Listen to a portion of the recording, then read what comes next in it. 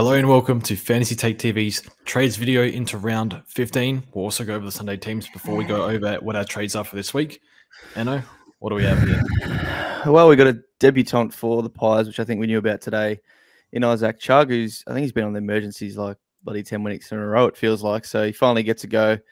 He's a 123k defender, as he's been on the list, I think, for a couple of years. Not exactly sure, but he's debuting.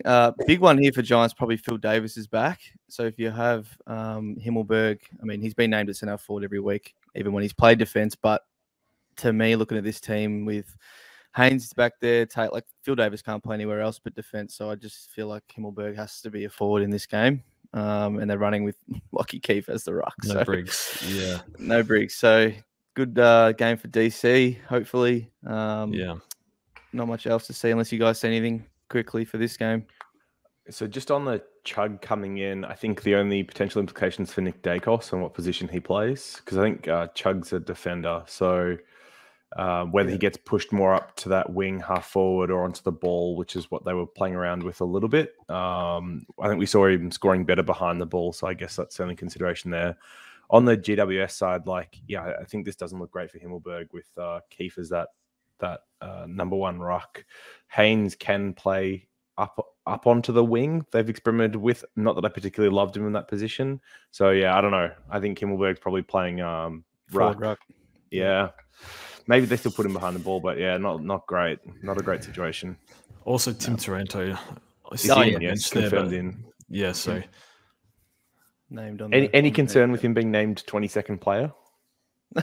Nah. I never look at that. My concern, I think we went over it. My concern is like the back issue. Is like that going to linger for the year? Is that gone? Like what? That's my only issue, really. Mm-hmm. Yeah. North and Adelaide is the other game, and there's a few changes here for North. They get a few experienced players back, and then Jackson Archer. So we saw that video yesterday. That was pretty heartwarming. Good to see. He gets his go. He's a defender. Don't think I'd be going there personally. I mean, Massimo's on the bubble, right? And Parnell. Yeah. So you'd definitely go one of those over him if you had to. And then on the Crow side, I know George is happy about this. Well, two things. Hinge is back, which I am happy about, but also Crouch omitted. So give us your thoughts there, George. What do you think it means for Dawson and other guys? I feel like I've spoken about this 4 weeks in a row, but we'll go over it again. So it's just an extra moving piece that can play wing and halfback, which means, with Hinge's halfback, Dawson can go up the ground. Or if Hinge's on a wing, maybe Haitley can go inside a bit. So it should be more rotations for Haitley and Dawson in better positions, which they score in. Yeah. So it should be Crouches out, Haitley goes on the ball, Dawson goes up to the wing, Hinge goes down back. That's what I think happens. But we'll see. I think Haitley will rotate on a wing a little bit more, with Schoenberg taking up a fair chunk of Matt Crouch's mid-minutes. Oh, that's right. Schoenberg's in, isn't he? Yeah. But I think the way things are going, I think Dawson's scoring well with the amount of supply he's getting back there anyway. And last week he started on a wing, at the start of the fourth quarter, had to float back and then took the kick in and went back on the wing. So you get the best of both worlds last week. I think last week all the defenders went crazy against North as well. Like GWS, like Himmelberg was absolutely bonkers. So whether Dawson's playing on the wing or behind the ball, I think he should score regardless. Yep. Cool. All right. Whose team we doing first? George, I think you're pretty quick with what you've done. Was Port and Sun still as well, right? Oh, yes, there is. My apologies. I don't know if there's any. I don't think there's anything that actually matters in those games. Like true. Already knew was out, Butters already out. Joel Jeffrey, if you've got him, was out. Powell, Roses came in. Yeah. Okay. Nothing cool. here, and I guess Holland's still emergency, which is a shame. We thought. Yep. Cool. All right, we'll get to George's now. Okay, my team. So I've done my trades. Butters to Oscar McInerney. I think he's was in 1% of team, and 250 people brought him in. So now he's in 2% of teams. So I was happy with his performance. I do apologize. We've got visitors over at the moment, but if you can hear that in the background. But yeah, Oscar McInerney, I was impressed with him. I do worry that maybe given how badly the game went for them, maybe they changed something up. But I thought OMAC did okay. When you get 12 clearances, 18 contested, you want a bit more than 98, but maybe the hit outside advantage didn't go his way. But yeah, for me, Butters, 1 or 2 weeks, maybe more. Not sure. Is he going to come back fully fit? Play him in the guts a bit. I'm not too sure. So for me, he was a trade.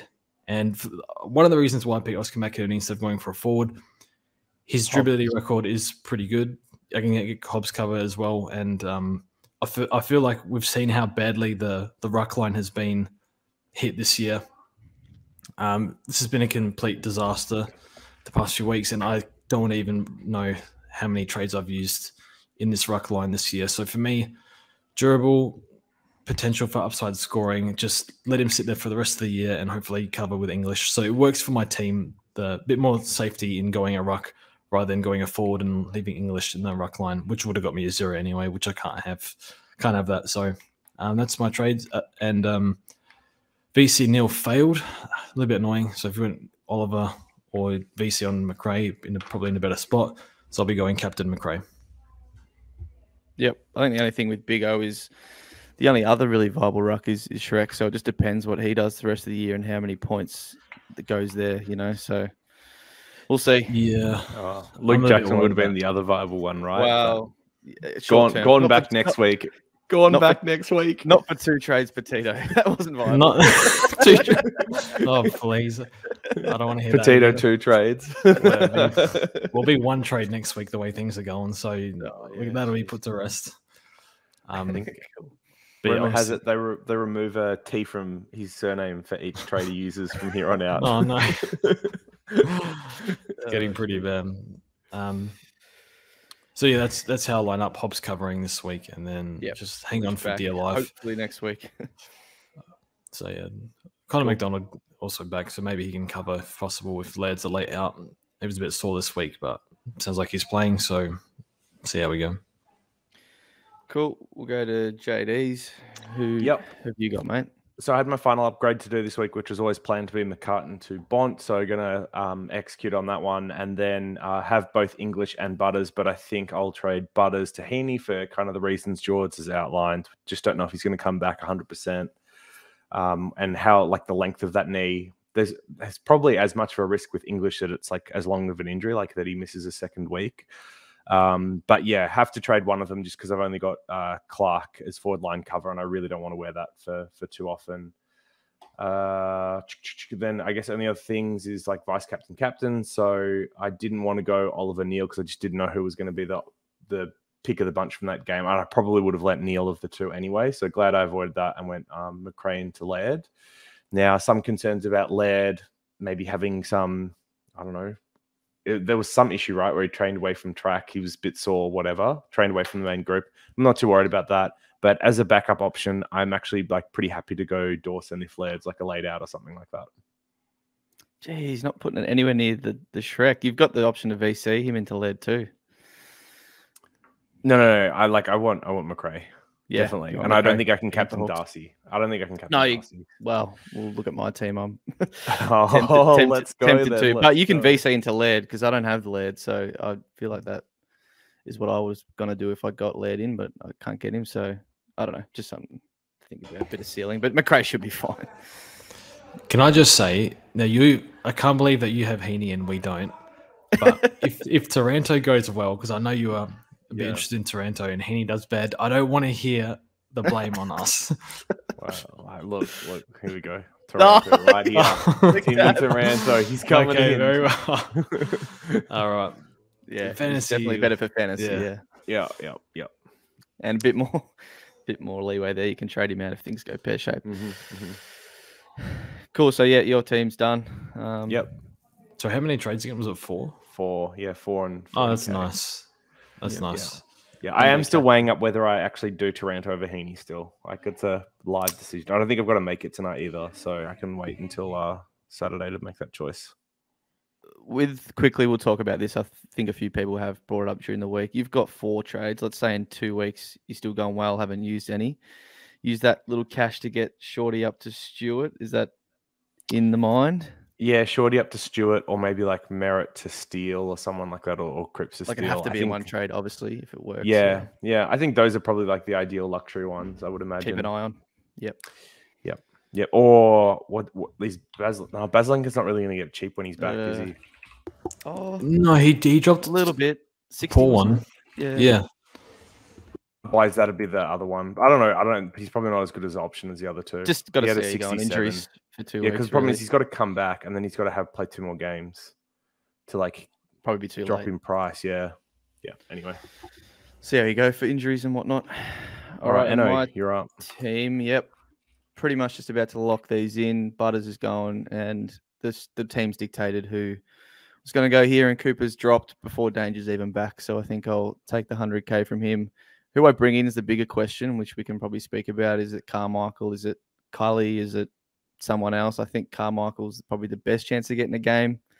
I've got Rioli there as cover, so it's not the greatest mid-bench, but that's who I've got at this stage. And then getting in Luke Parker, as I kept Nick Dacos, so this just works for my team where I get a forward in, keep Dacos at M8 for 1 more week, and then he becomes a mid next week. So, yeah, if there's anyone else you think over Carmichael, I don't know.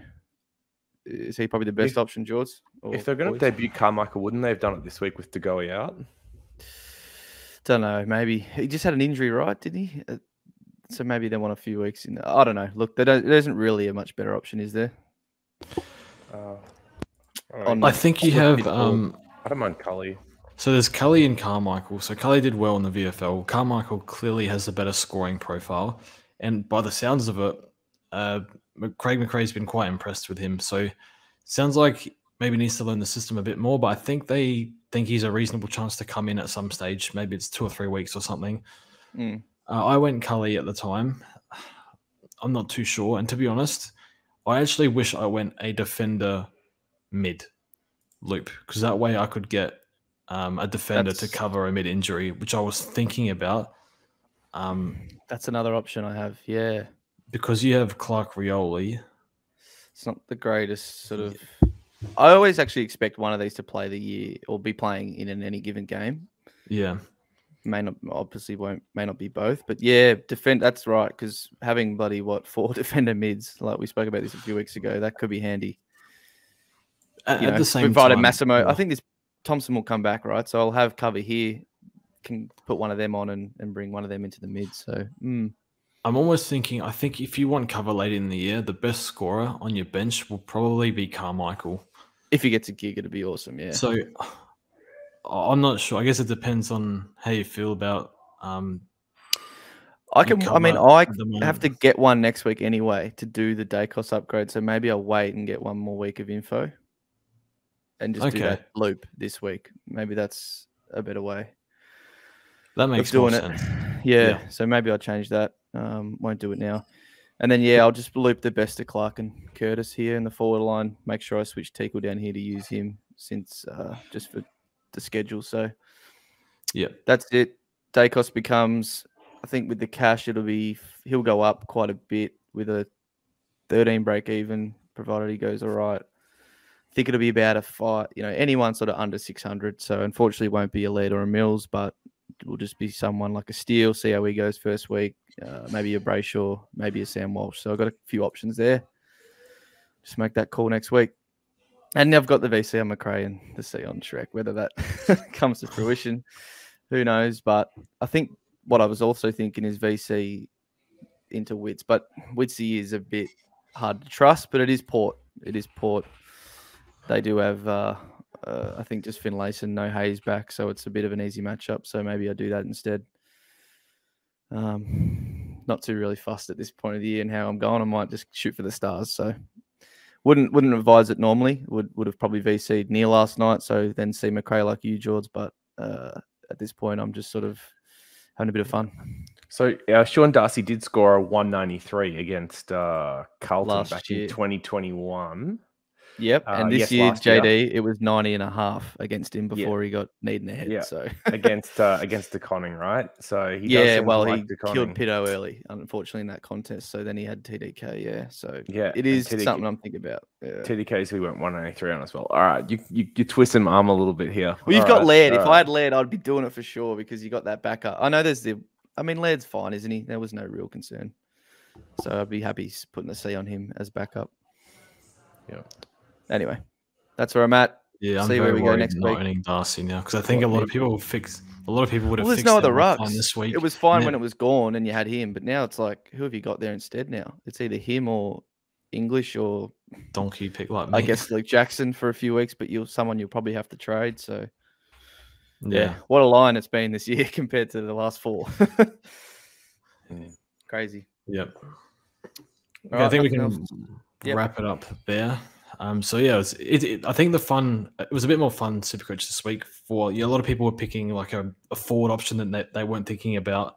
So not exactly the most obvious trades week this week. So a bit of variation, seeing a few Todd Goldsteins, a lot of Luke Jackson. So the game's opened up a little bit, which I really, really like. And hopefully Oscar can be all right for me. But I was really happy with him. But just if Fort goes down, then I'm a bit stressed. But Fort comes in. But anyway, I think we'll wrap it up there. Thanks again, boys. No worries. Best of luck. Yep. Monday night we'll do that. And best of luck to everyone. And we'll see you guys then.